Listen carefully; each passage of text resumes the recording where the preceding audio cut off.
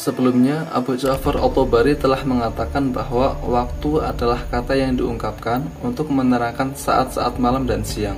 Dan saat-saat malam dan siang itu terjadi karena perputaran bulan, bumi, dan matahari. Sementara matahari dan bulan berada di semesta raya, dan semesta raya adalah ciptaan Allah, maka tentu harus diyakini bahwa waktu itu diciptakan. Malam dan siang itu diciptakan, matahari dan bulan itu diciptakan, dan penciptanya adalah Allah Subhanahu wa Ta'ala. Sebagaimana firman-Nya dalam Al-Quran yang artinya, dan dialah yang telah menciptakan malam dan siang, matahari dan bulan, masing-masing beredar pada garis edarnya. Al-Quran Surat Al-Anbiya ayat 33.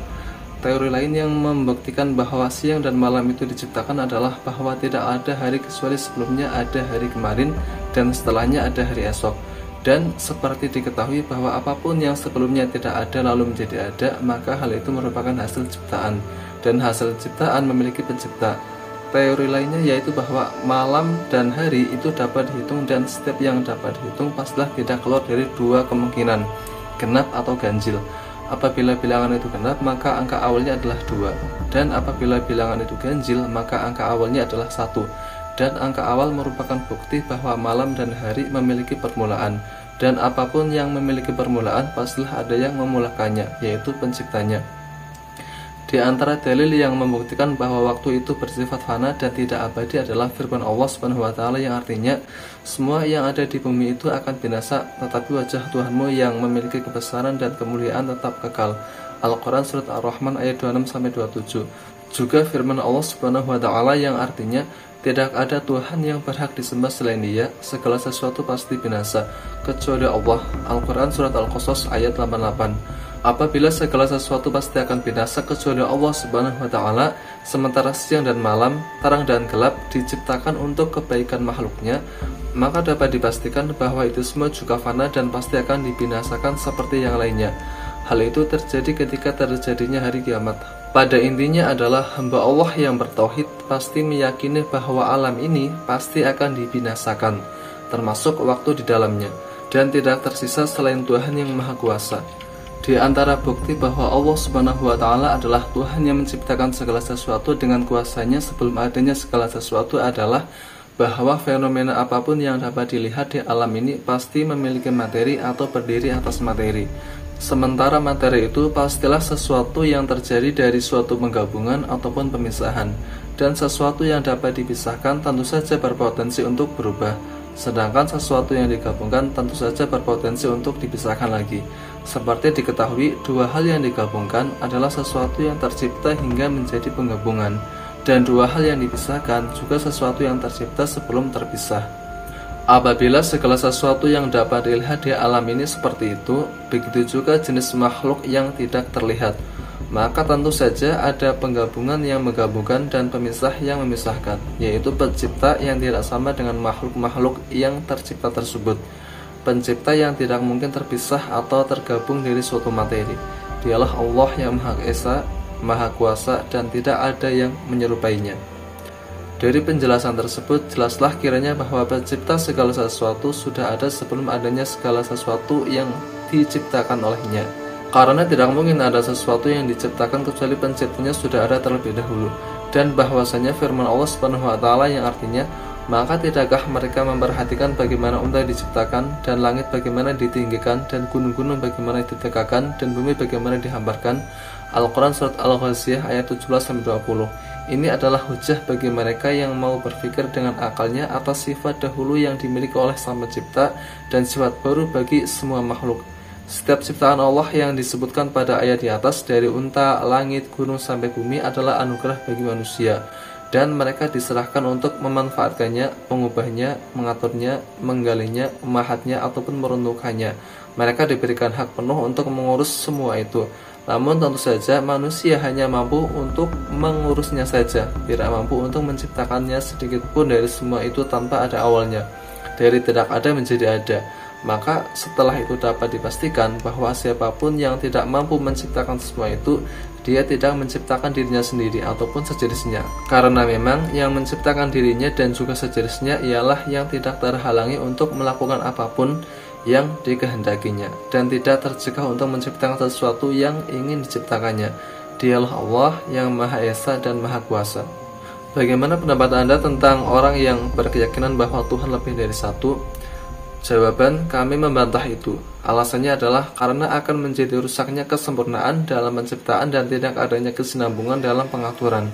Maksudnya adalah apabila pengaturan dilakukan oleh dua Tuhan, maka kemungkinan yang akan terjadi ada dua, yaitu sepakat atau tidak sepakat. Apabila sepakat, maka artinya hanya satu saja, karena angka dua hanya diangkat oleh mereka yang ingin menduakan Tuhan. Apabila tidak sepakat, maka tidak mungkin penciptaan dilakukan dengan sempurna dan tidak mungkin pengaturan dilakukan secara berkesinambungan. Karena keduanya selalu tidak sepakat. Salah satunya melakukan hal yang kontradiktif dengan yang lainnya. Misalnya, salah satunya menghidupkan sedangkan yang lainnya langsung mematikan. Salah satunya menciptakan sedangkan yang lainnya meniadakan. Maka tidak mungkin ada makhluk yang tercipta dengan sempurna dan berkesinambungan. Allah Subhanahu wa Ta'ala berfirman yang artinya, seandainya pada keduanya di langit dan di bumi ada Tuhan-Tuhan selain Allah, tentu keduanya telah binasa. Maha suci Allah yang memiliki arsy dari apa yang mereka sifatkan. Al-Quran Surat Al-Anbiya ayat 22. Lalu firman-Nya yang lain, Allah tidak mempunyai anak dan tidak ada Tuhan yang lain bersamanya. Sekiranya Tuhan banyak, maka masing-masing Tuhan itu akan membawa apa makhluk yang diciptakannya, dan sebagian dari Tuhan-Tuhan itu akan mengalahkan sebagian yang lain. Maha suci Allah dari apa yang mereka sifatkan itu. Dialah Tuhan yang maha mengetahui semua yang gaib dan semua yang tampak.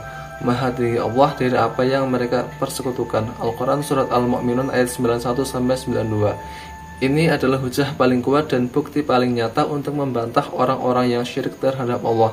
Karena memang jika di langit dan di bumi ada Tuhan selain Allah, maka akan ada dua kemungkinan, sepakat atau tidak sepakat. Jika sepakat, maka terbatalkan pendapat yang mengatakan Tuhan itu lebih dari satu, karena mustahil menyebut angka satu menjadi dua. Sedangkan jika tidak sepakat, maka pastilah bumi dan langit tidak akan utuh seperti saat ini. Sebagaimana firman Allah tadi, seandainya pada keduanya di langit dan di bumi ada Tuhan-Tuhan selain Allah, tentu keduanya telah binasa.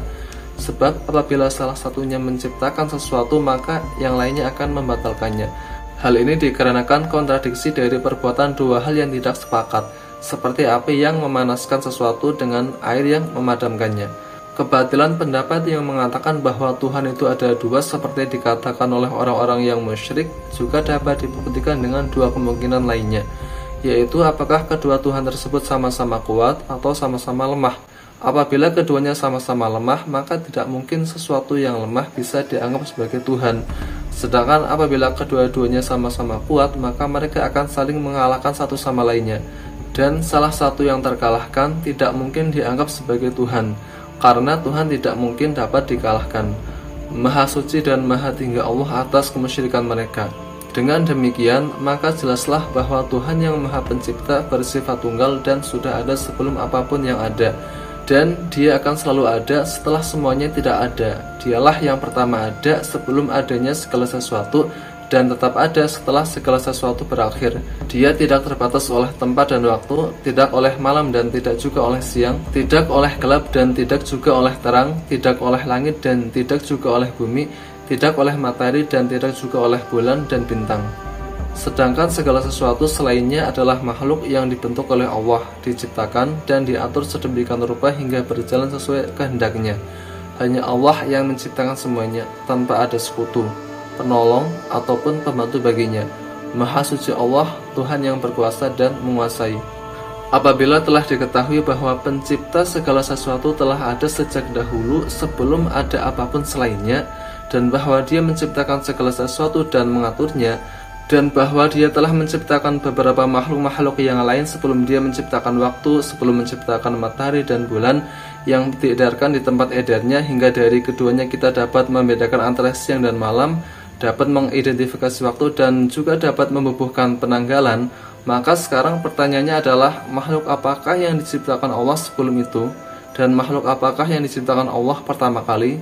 Jawabannya ada pada video selanjutnya.